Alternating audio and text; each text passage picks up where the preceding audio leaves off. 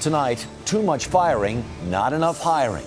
The economic recovery hits a detour, but the president says it would have been a lot worse without the auto bailout. I'm Harry Smith. Also tonight, John Edwards indicted. The two-time presidential candidate is charged with spending nearly $1 million in donations to cover up his affair. There's no question that I've done wrong, but I did not break the law. The suicide doctor dies. A look back at the man known as Dr. Death. And generations knew him as Marshall Dillon. Gunsmoke's James Arness has passed away. This is the CBS Evening News. Good evening. From Wall Street to Main Street, it has been a tough week. The economic recovery seems to be losing momentum. In May, state and local governments cut thousands of jobs. So even though private companies added employees, there was only a net gain of 54,000. And as more people re-entered the job market, the unemployment rate edged up above 9%. Nearly 14 million Americans are looking for work now, and millions who have found jobs are working for less. Senior business correspondent Anthony Mason begins our coverage. This is the rare treat we get at pizza once in a while. For nearly 2 years in St. Clair Shores, Michigan, Michael and Melissa Barone were both out of work. We absolutely had zero money. We could hardly afford to even buy food. Michael, who was laid off by Ford, just got a new job, but at half his old pay. Melissa is still looking for a job. Even though we were out there, both of us, diligently looking for work, the work just isn't there. And now the job market is getting worse. After 3 straight months of strong growth, hiring slowed sharply in May, raising new fears the economy is faltering. Is this just a soft patch? No, this isn't a soft patch. It's the beginning of a new throttling back in the pace of growth for the economy. Economist Lakshman Achuthan sees a global industrial slowdown. Manufacturing, which had been leading the recovery and had added jobs in each of the past 6 months, suddenly gave up 5,000 jobs in May. What does this mean for job growth then? It means it is easing again. We're not going to return to 250,000 jobs a month. That's not going to happen anytime soon. The number of people out of work more than 6 months is growing again too, to more than 6 million. That's 45% of the unemployed. Melissa Barone is on that list. When the Barones were both out of work, they lost their health insurance and their house. We started kind of panicking and thinking, really thinking outside the box. What are we going to do? What can we do?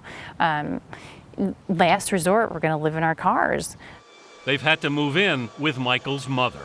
I'm 44 years old and I'm having to move back in with my mom. That's another big hit on the ego. Melissa, who worked for the government, is now studying to be a nurse. In these tough years, the Barones say, all that saved them were their unemployment checks. Unemployment benefits have been a godsend, and I thank God literally every day for them. But Melissa's benefits run out in July, and Michigan is one of 4 states that have passed laws to cut the length of time you can claim state unemployment. Nearly 8 million Americans are now drawing unemployment checks, Harry. So is there another recession on its way? The dreaded R word. Well, you're actually starting to hear that word again. But most economists see a slowdown, not a recession, at least not yet. There's real division, though, at this point as to how long that slowdown is going to last. Anthony Mason, thanks. President Obama did not mention the jobs report today when he visited a Chrysler plant in Ohio. He did say the economy faces bumps on the road to recovery, and he said his administration's auto industry bailout saved a lot of jobs. More on that from national correspondent Dean Reynolds in Toledo. 36-year-old James Faison doesn't have to scan the classifieds anymore. Laid off in 2009 from the Jeep plant here, he was called back to work late last year. How did you feel when you got the call? Like a huge weight had been lifted off my shoulders. He's certain President Obama saved his job and his industry. Without the controversial bailout, he says, his future was bleak. I probably would have been losing my home and a lot of other things that I've worked so many years to obtain. Probably had to leave town? Absolutely. Look for a job in another industry, right? Absolutely, absolutely. An example of the reborn Chrysler, he stood along the receiving line today, he and the president basking in optimism. This industry is back on its feet, repaying its debts, gaining ground. And yet the car industry's recovery is tenuous. The government jobs report said the auto sector actually lost 3,400 jobs last month. Production is down due to a shortage of parts from earthquake-ravaged Japan. Overall, during the recession, the auto industry lost 331,000 jobs. Only 76,000 have been regained. Chuck Frankhauser is one of those still unemployed. He watched the president and his former colleagues on television. You wish you were with them? Oh yeah, definitely. Look at there.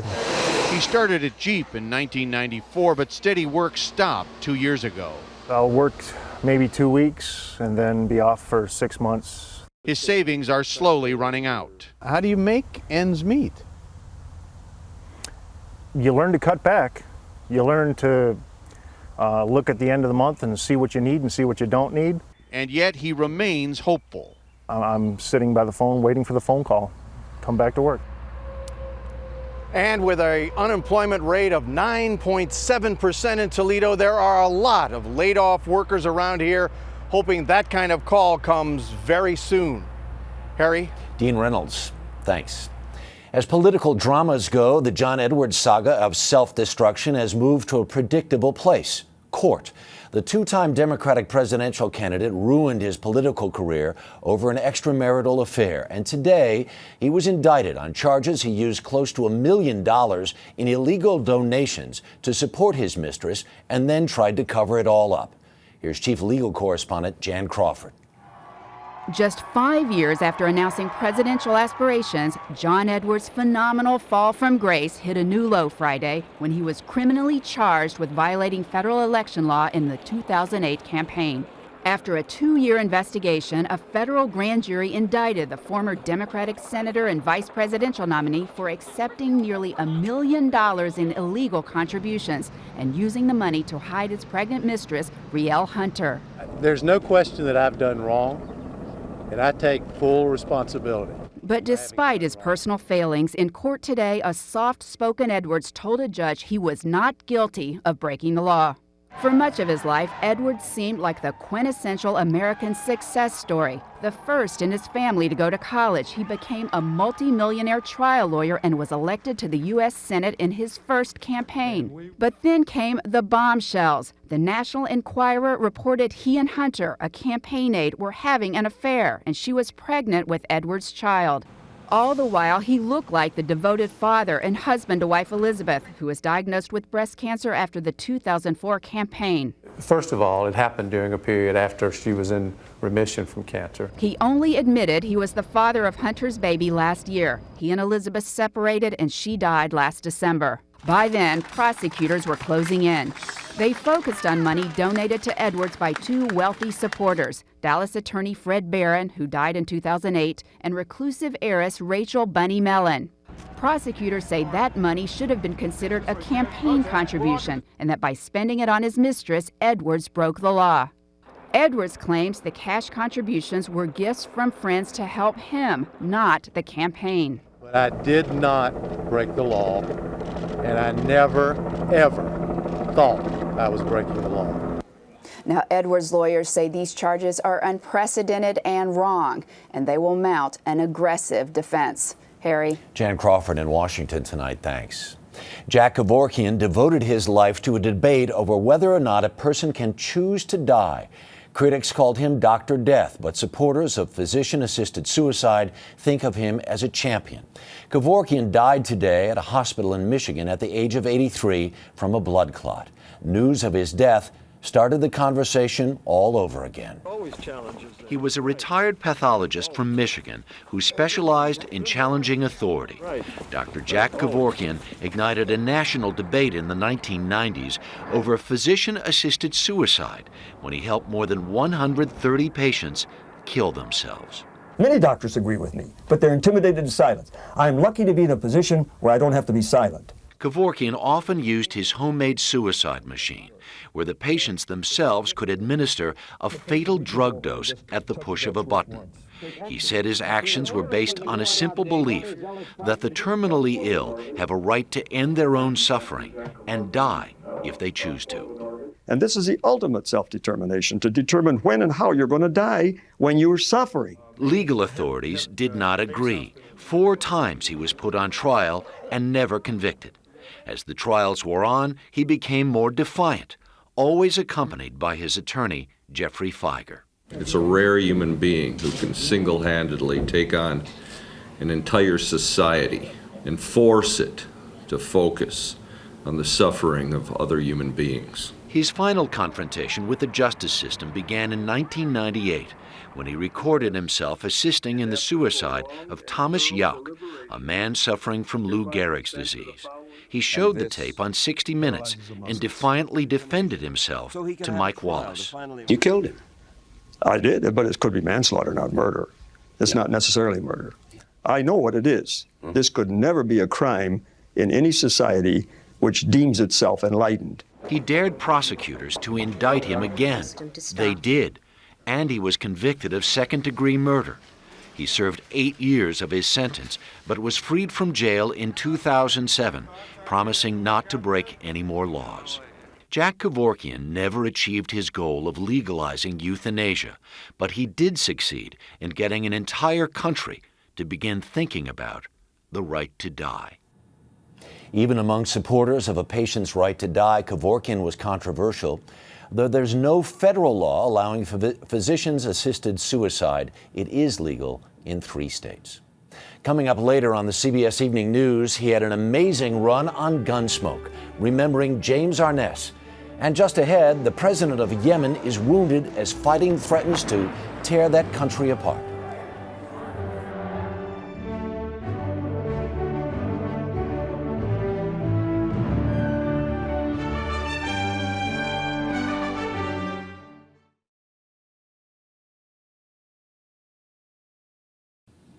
This was an especially violent day in Syria. Anti-government activists say Bashar Assad's security forces killed at least 34 people when they opened fire on protesters in Hama.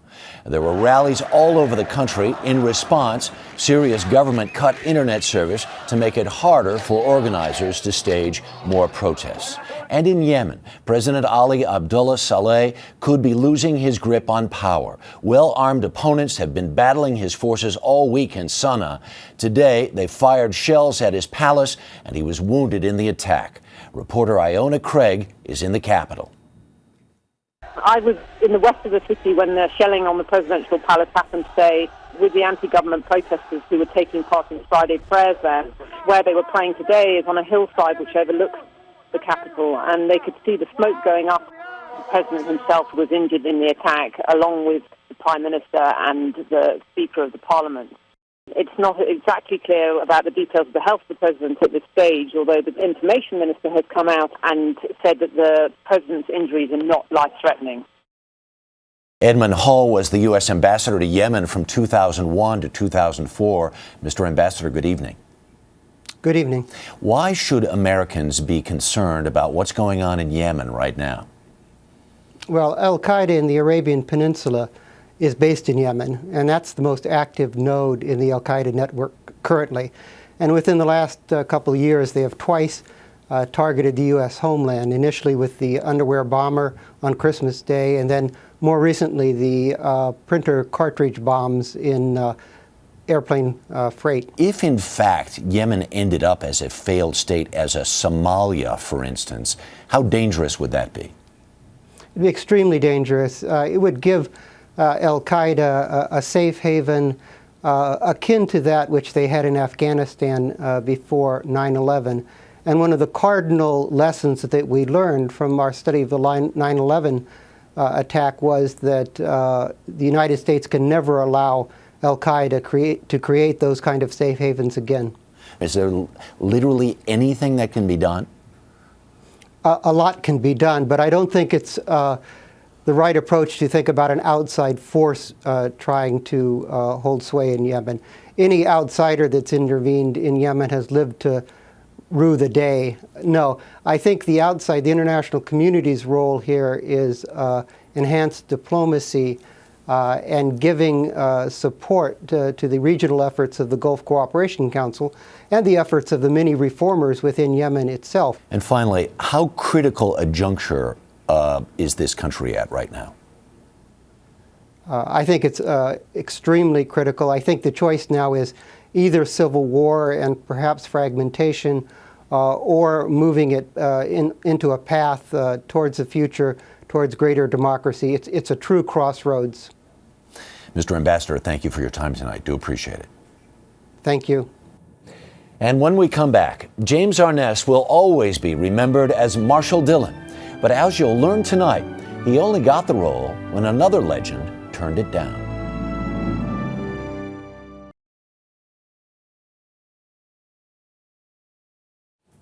That tornado that hit Springfield, Massachusetts on Wednesday has now been classified as an EF3.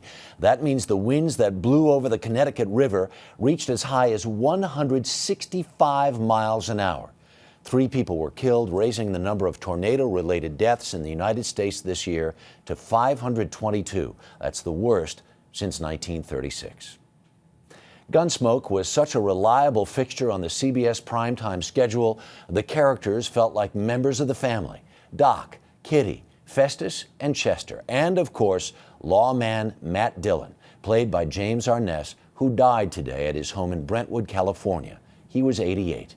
Bill Whitaker has a look back. To generations of TV fans, Gunsmoke. James Arness was Matt Dillon, the brave, upstanding marshal of Dodge City on the hit TV series Gunsmoke. It ran from 1955 to 1975, one of the longest-running primetime dramas in TV history. John Wayne was offered the role, but as Arness recalled in a recent interview, he said, "I have a young man here under contract who I think would maybe fit the bill." And now I'm proud to present my friend Jim Arness in Gunsmoke. Raised in Minneapolis, the older brother of actor Peter Graves, he made his way to Hollywood, where within 4 months, the 6'7" Arness was sharing the screen with Academy Award winner Loretta Young. He made more than 30 movies, including sci-fi classics Them and The Thing. But it was on TV where he made his name as the fast-drawing marshal who only shot when he had to. He's a gunman, Doc. He has to be eliminated.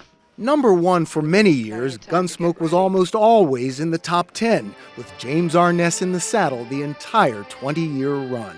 I never had a time when I thought, gee, I've been doing this long enough, I gotta go do something else. Hollywood has a movie version of Gunsmoke in the works, but to many fans, the strong and true Matt Dillon will forever be James Arness. Bill Whitaker, CBS News, Hollywood. Next, words of wisdom for the class of 2011. You will never see a U-Haul behind a hearse. You can't take it with you.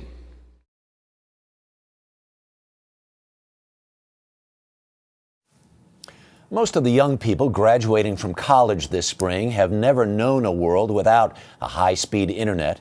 They weren't alive when a wall divided Berlin, and President Obama was still in law school when they were born. So, for the class of 2011, some advice from those who have been there, done that.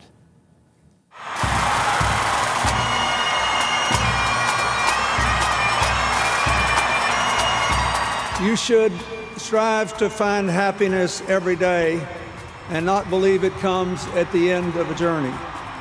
You have been given the tools to triumph.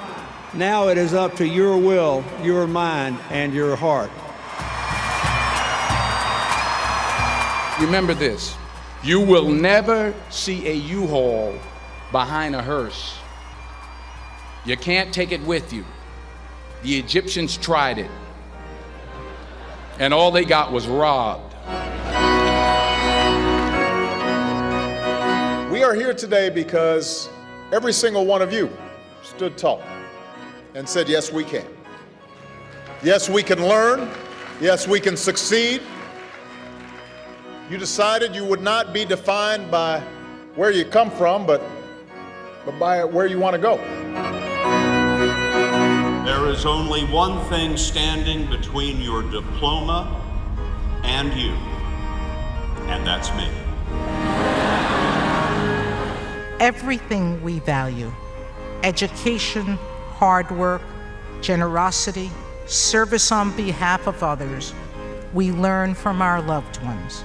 At the end of our lives, I think it's unlikely we'll be counting our money or cataloging the things we managed to accumulate. Instead, I think it's more likely that we may simply ask ourselves a question. Did I make a difference?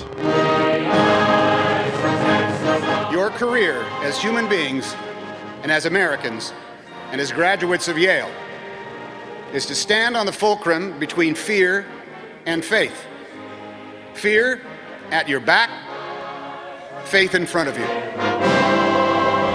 So there you have it. Humility, patience, and faith. And always a few tears from me.